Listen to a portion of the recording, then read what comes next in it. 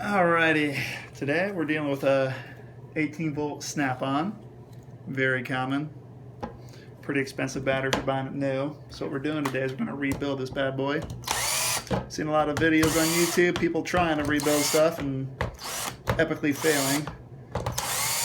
Whether it's soldering directly to the top of the rebuild cell itself, which you're not allowed to do, for one, it's dangerous. Or just having no idea what they're doing in general, just piddling around. People are constantly failing, so we're going to break that trend here and show you how to correctly do it. I even saw a guy trying to torch the bottom of this case here. So you open it up here, you obviously have the connection here on top. You need to figure out a way to get this thing out. So you use a little man, pull it out. You're going to want to take the bottom off here, kind of get a feel for how the batteries are connected here. We'll reuse that too. I'll put that back in here. Same for the top here. Peel that all off.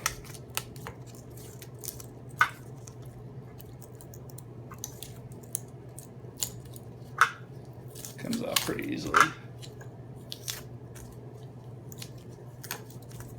Once you get all that, you can see how this thing's been tabbed. Always positive to negative. In series, they're 1.2 volt cells, and when you get them all together, you have 15 cells equals 18 volts. So now, obviously, I want to look at this, see how this has been put together. Take my little cells here, and I go ahead and arrange them how they're going to need to be set up in order to go back in the exact same way. First step is to glue them all together in the correct pattern. That way, the next step, when I tab them together with my spot welder, I know exactly how they're supposed to be aligned. So let's see here.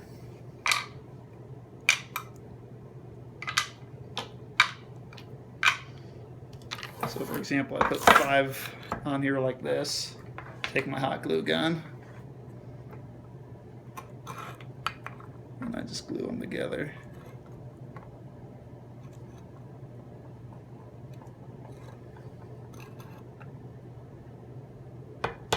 First 5 there.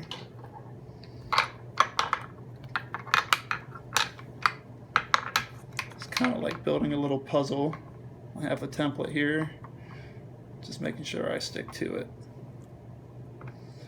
This last little part's a little tricky because there's a tab that runs between 2 of the batteries, and I want to make sure I get that one set up correctly as well.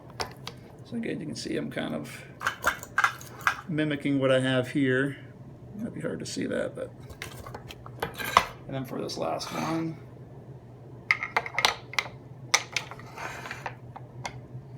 same kind of setup on there.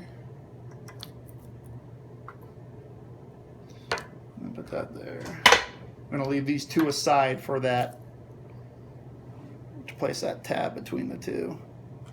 I'll demonstrate how to do that as well. Glue this whole thing together.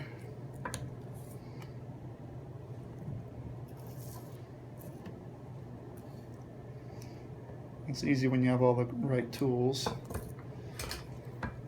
Again, then you have that, just like that there. And then these 2 with the tab between them are going to sit down just right in there like that. So I'll move this back here. As far as tabbing goes, I always wear my safety glasses on here.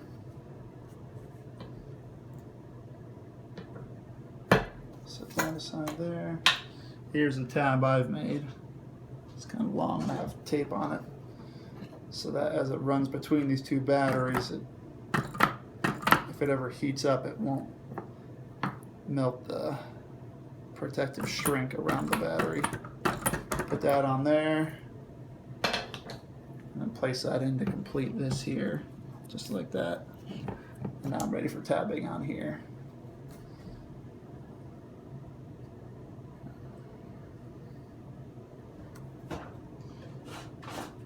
Grab the tabs I need, and just with this thing right by me, I go ahead and tab.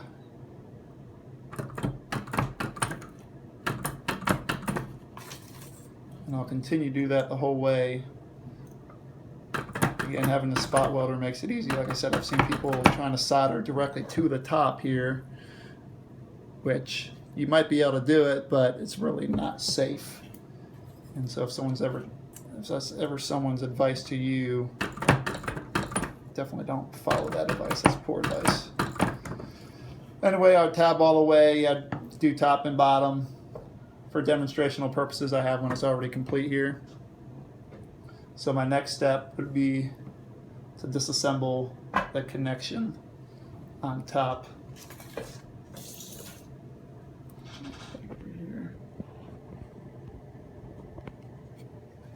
So again, right here, I'm going to take this apart here, which these slide right out pretty easily.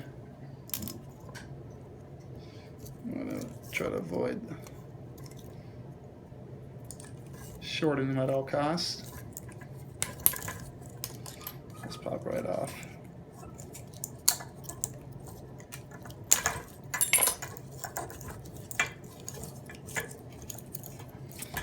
I'll discard that. One thing you need to do is change out the sensor on these snap-ons. It's just a precaution. Oftentimes, if you rebuild them without changing the sensor, you'll see the right voltage, but it doesn't seem to work in the tools like it should. And it'll come back to you pretty quickly. So, I'll take these here.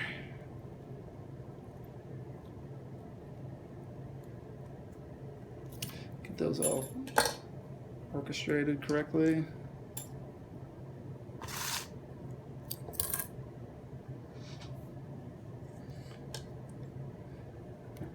Pop that off. Don't need the sensors on here. Those come off pretty easily.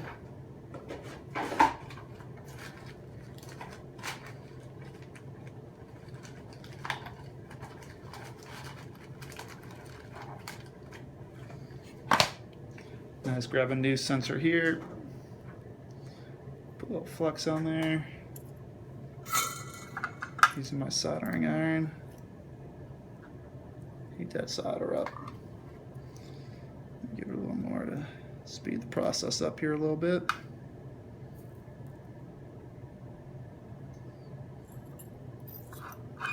That'll cool pretty quickly.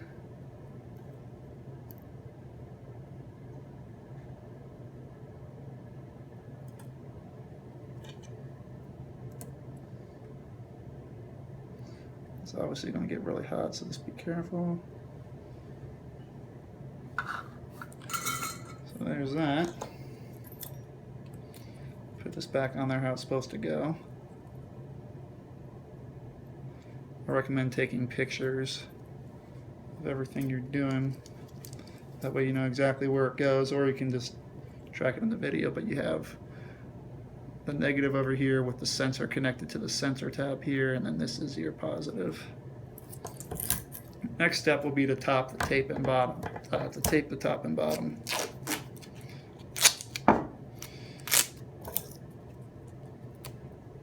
This will help prevent the cells from knocking around during use and potentially shorting on each other. But on the top it also helps because when I put these connections on there, it'll help keep the tabs from shorting across as well.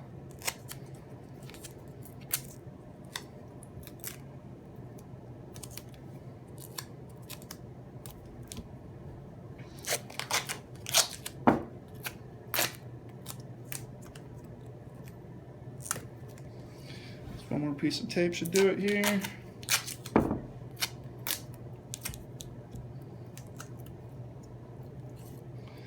And you put this on here like it goes.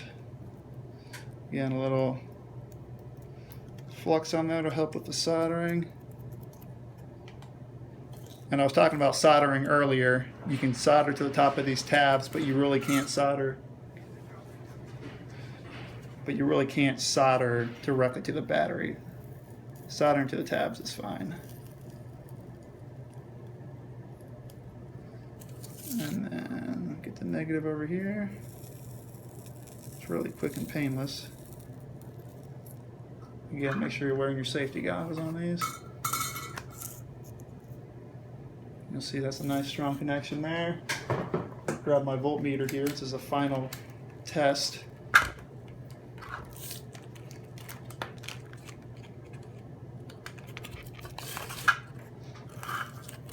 I want to make sure my voltage reading comes out over 18. So first we test that, and then we test the sensor as well. And that shows good too. And with that being done, we know the battery is going to perform well. I go ahead and tape off the sensor as well, so that doesn't short on anything. Tape off these last two tabs here.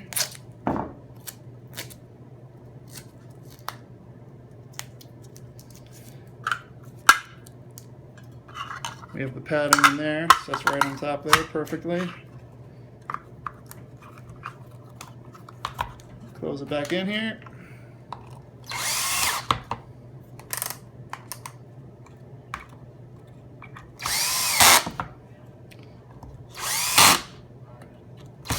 You'll need a special bit to get into it. It's not a standard Phillips. It's a star shape. Just like that. Pretty quick and painless. We just built ourselves a Snap-on. Take these things up to Interstate Battery. If you have an Interstate Battery nearby, most every Interstate will rebuild these.